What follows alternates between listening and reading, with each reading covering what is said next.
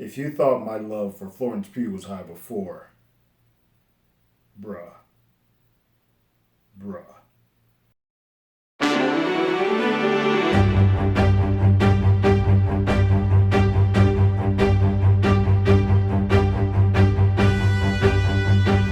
Hello, everyone. Terrence here with Hollywood Already Did It. If you haven't already, go ahead, like, share, subscribe to the channel, ring that bell below. Anytime we have something, you will be the first to know. Want to say off the bat first, I am going to be as non-spoilery as I possibly can. So you've not seen Black Widow yet, which in the instances of how they're releasing this seems to be virtually impossible. But if you haven't seen Black Widow yet, I will not ruin it for you.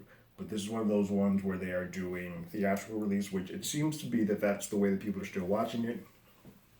Theaters have been full, box office is heavy, but there's also the option on Disney Plus to get it like the premiere access, like they did with Mulan. So, however you're watching it, however you have the time to do it, if this is something you want to see, you have your options to watch it. This has been the movie that has been a long time coming.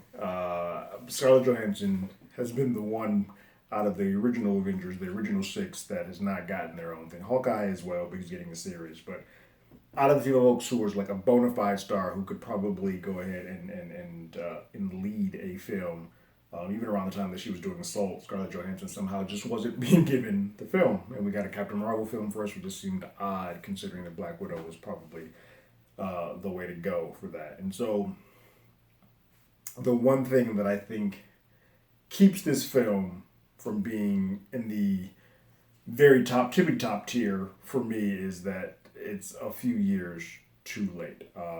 Let me say this: this movie is really, really good. It's a well done film. It's well acted. The stunt and fight choreography is fantastic. If you like the stuff that was more hand to hand, visceral, in your face type of action where it felt more tangible as opposed to like laser fighting that you get in some of these Marvel shows and films, this is it. It's on par with Winter Soldier type of action, and I dig that. It's heartfelt. There's a lot of heart in this. This film, this sounds funny now with everything that's happening with the Fast Nine memes and Dominic Toretto, but this is about family and the concept of family and what that means. Like, do you necessarily need to be blood to be family? Do you just time and distance sort of make family more of a thing? This sort of deals with all of that. And then it has this big action bombastic thing in the back end. It feels like one of those Mission Impossible or Bond type of films, and it's extremely well done. Scarlett Johansson knocks it out of the park. I do think the show gets stolen a lot by Florence Pugh. She's been trending. Yelena is sort of the way to go with this Black Widow. She is a scene stealer in everything that she does, and it'll be interesting to see whatever happens with her and in the future. Where the film, there are two issues that sort of keep this from being up there with the Black Panthers and the End Games and Infinity Wars and Winter Soldiers.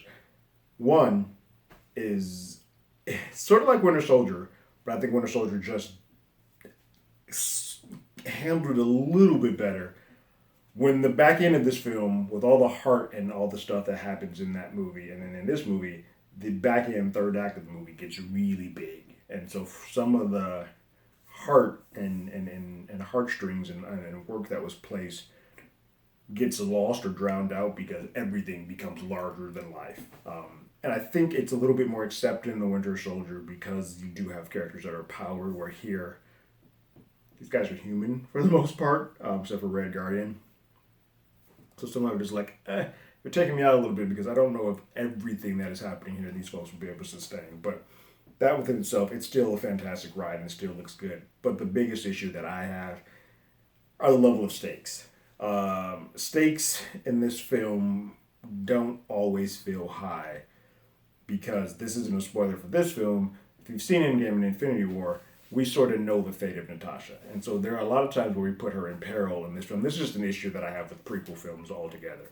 But there are a lot of times that we put her in peril in this film that we kind of know that she's going to be fine. Like, she's going to make it out of this to have her fate and her situation sealed in a separate film. So you're sitting here like, okay, this looks great. This looks fantastic. But we know this isn't going to, she's not going to be in harm in this. And it sucks.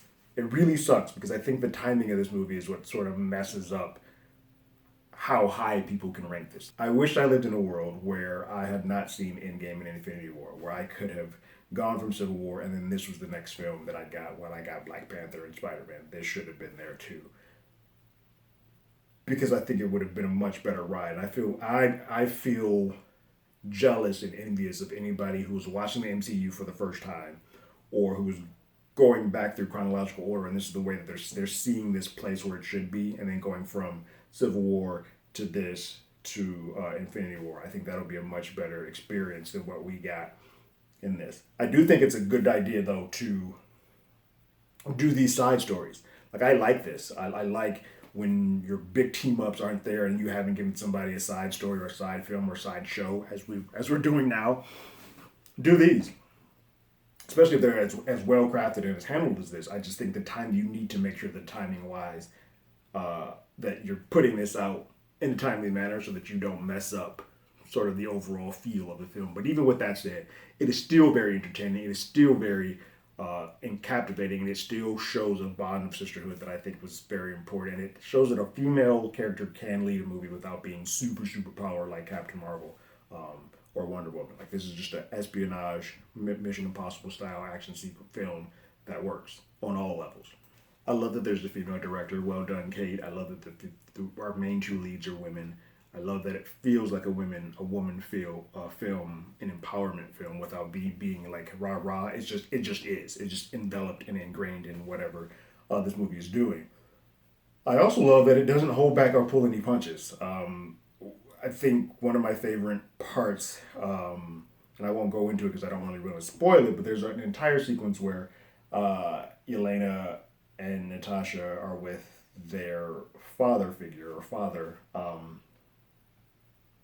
And there's a joke sequence about the infertility that Black Widows know that they have to go through. And it goes on, it gets pretty in depth.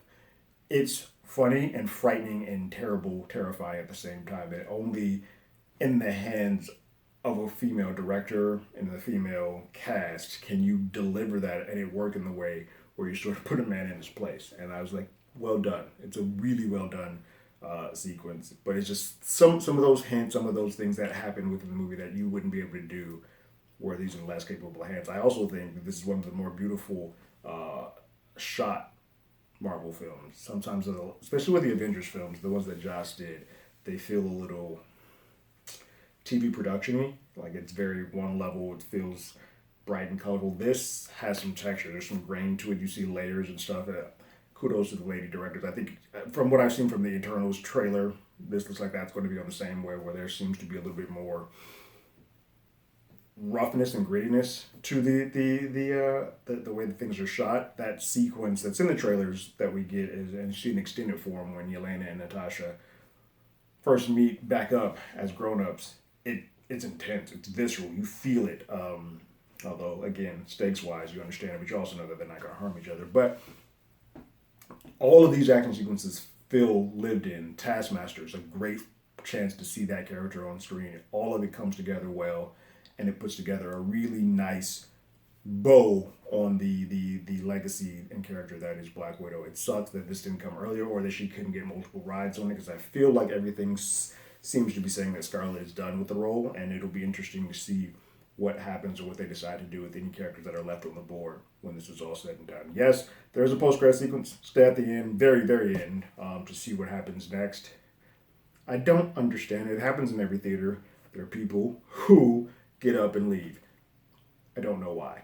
By now you should be trained to kind of just, I'm going to hang tight. But all in all, I really thoroughly enjoyed Black Widow. The only reason it is not in my top 7 or 6 films is because it came out too late.